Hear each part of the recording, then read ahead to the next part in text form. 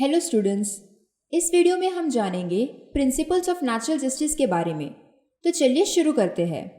Natural justice common law and moral principles के बीच एक close relationship express करता है और डील करता है कि क्या राइट है और क्या wrong. Principle of natural justice का एप्लीकेशन हर केस के सर्कमस्टांसेस पर डिपेंड करता है। चलिए देखते हैं प्रिंसिपल ऑफ नेचुरल जस्टिस क्या है। First, nemo judex in causa sua. Second, audi alteram partem. Third, speaking order और रीजन डिसीजन। चलिए इन्हें एक एक करके समझते हैं। नेमो जुडिक्स इन कॉजा सुआ, यह नेचुरल जस्टिस का पहला प्रिंसिपल है जो कहता है कि जो भी डिसाइडिंग पार्टी होती है उसे इम्पार्शियल होना चाहिए एंड एक पार्टी की तरफ उसका कोई इंटरेस्ट नहीं होना चाहिए। उसे जुडिशियली एक्ट करना चाहिए बिना डिसीजन मेकिंग में अपना पर्सनल प्रेजुडाइज ऐड करे। 3 तरह के बायस होते हैं। फर्स्ट, पेक्यूनरी बायस। ये तब अकर होता है जब डिसीजन मेकर को बायस होने के चलते फाइनेंशियल बेनिफिट्स मिलते हैं। Second, personal bias. इसका मतलब जब डिसीजन मेकर एंड पार्टीज के बीच कोई पर्सनल रिलेशनशिप है जिस वजह से डिसीजन बायस है। Third, subject matter bias. ये तब अराइज होता है जब डिसीजन मेकर का केस के सब्जेक्ट मैटर में डायरेक्ट और इनडायरेक्ट इंटरेस्ट होता है। Audi alteram partem. इस मैक्सिम का मतलब है दूसरे तरफ को भी सुना जाए। ऑर्डर पास करने से पहले दोनों साइड्स की बातें सुनी जाए। इस मैक्सिम में ये फॉलोइंग रिक्वायरमेंट होते हैं।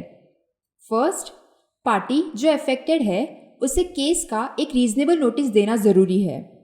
सेकेंड, अफेक्टेड पार्टी को एक रीजनेबल अपॉर्चुनिटी देना ज़रूरी है। चलिए इसे एक केस लॉ से समझते हैं। Mohammad Ajmal Amir Kasab versus state of Maharashtra. इस केस में कसाब को fair, unbiased and impartial judicial trial दी गई थी और किसी भी प्रकार के पब्लिक ओपिनियन ने जुडिशियल प्रोसेस को अफेक्ट नहीं किया था। जजमेंट पास करने से पहले कसाब को पूरी तरह सुना गया था। सुप्रीम कोर्ट ने एविडेंस एनालाइज करने का प्रैक्टिस अच्छी तरह से फॉलो किया था। स्पीकिंग ऑर्डर और रीजन डिसीजन, ये नेचुरल जस्टिस का थर्ड इम्पॉर्टेंट प्रिंसिपल है क्योंकि स्पीकिंग ऑर्डर की मदद से पार्टीज को उनके अगेंस्ट कंडक्ट किए इंक्वायरी का रिजल्ट पता चलता है। इसके इम्पॉर्टेंट फीचर्स देखते हैं। फर्स्ट, अगर कोई स्टैट्यूट डिसीजंस के रीजंस रिकॉर्ड करने को कहता है तो डिसाइडिंग अथॉरिटी के लिए ये ज़रूरी हो जाता है कि वो डिसीजंस के रीजंस दे।